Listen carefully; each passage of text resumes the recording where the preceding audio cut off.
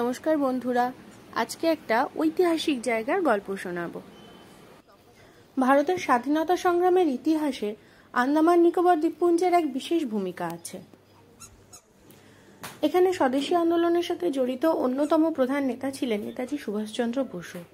British নজরদারি থেকে পালানোর পর 1941 সালের 16 জানুয়ারি আন্দামানে তার আগমন ঘটে।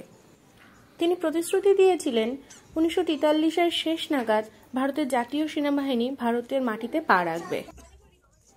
1943 সালের 30 ডিসেম্বর পোর্ট ব্লেয়ারের মাটিতে নেতাজি প্রথমবারের মতন ভারতের জাতীয় পতাকা উত্তোলন করেন, যা ছিল তার প্রতিশ্রুতির বাস্তবায়নের প্রতীক।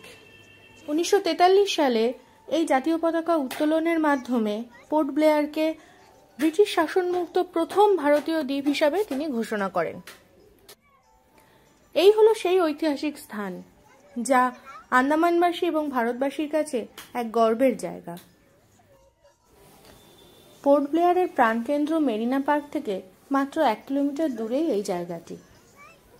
পোর্ট ব্লেয়ারে ঘুরতে গিয়ে ওয়াকিং ডিস্টেন্সে থাকা এই জায়গাটি অবশ্যই একবার দেখে আসবেন। একদম সমুদ্র লাগোয়া এই স্থানটি। এই 1943 লেখাটার পিছনেই আছে সমুদ্র জলরাশি, আর এখান থেকে রস আইল্যান্ড বা নেতাজি সুভাষচন্দ্র বসু দ্বীপ খুব ভালোভাবেই দেখতে পাওয়া যায়। আপনারা চাইলে দিনের বেলাতেও এই জায়গাটি ঘুরে দেখতে পারেন।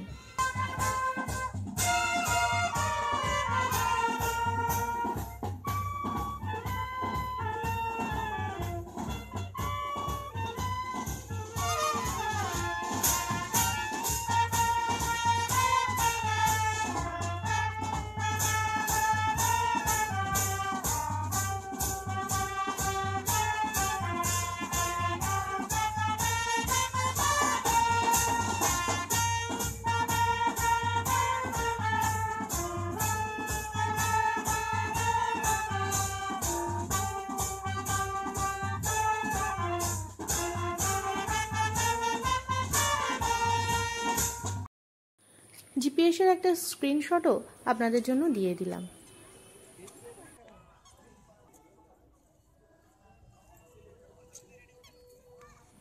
তাহলে কেমন লাগলো বন্ধুরা আজকের ভিডিওটি? ভালো লাগলে অবশ্যই জানাবেন কিন্তু। তাহলে আজকের মতো এই পর্যন্তই।